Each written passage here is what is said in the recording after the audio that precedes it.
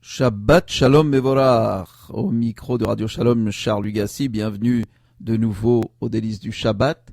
Alors ce Shabbat, il sera question précisément de cette fameuse paracha Vayakhel Pekudei, où l'on parle du Shabbat durant 6 jours. Le travail sera fait, le 7e jour sera pour vous saint.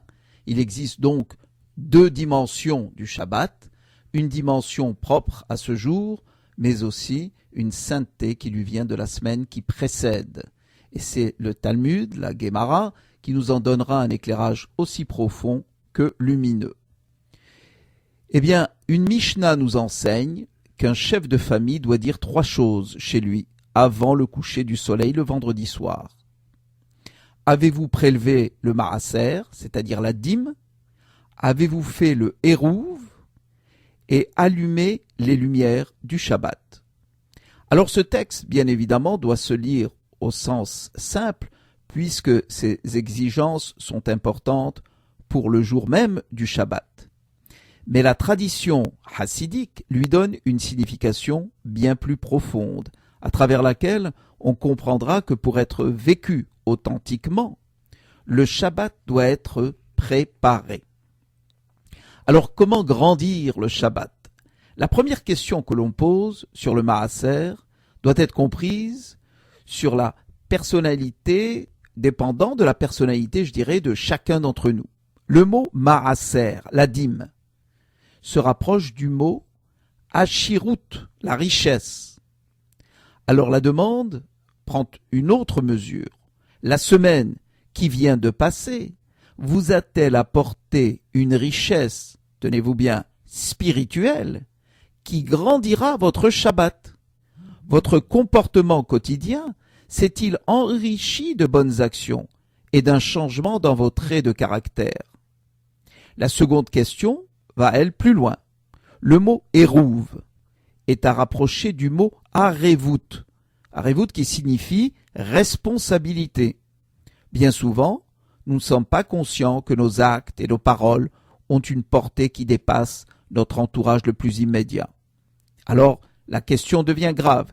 Est-ce qu'on a pris conscience de la responsabilité de notre comportement vis-à-vis du monde, vis-à-vis de notre entourage? Et est-ce que nos actions de tous les jours, est-ce qu'elles ont eu une coloration, je dirais, profane, ou est-ce qu'elles offrent au monde une sainteté qui va annoncer le Shabbat? Et la troisième parole, elle nous renvoie à la dimension intérieure de l'individu. On sait que la lumière de Dieu est l'âme de l'homme. Les lumières du Shabbat sont en réalité le reflet du travail spirituel de chacun d'entre nous. C'est ça la véritable lumière.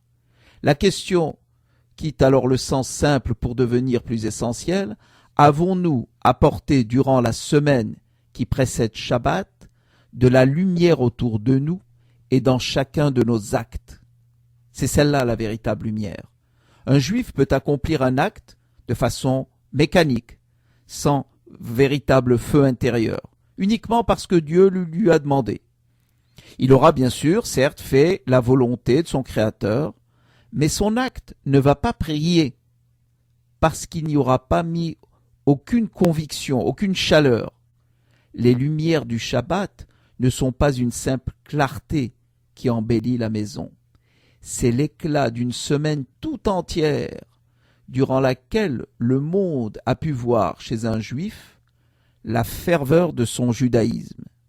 Et en voyant cela, il accomplit le Shabbat dans toute sa plénitude. Ces remarques et ces observations, ces commentaires viennent de M. Gérard Toiti. Je vous remercie de votre écoute et je vous souhaite un Shabbat Shalom Mevorach. Au micro, Charles Lugassi.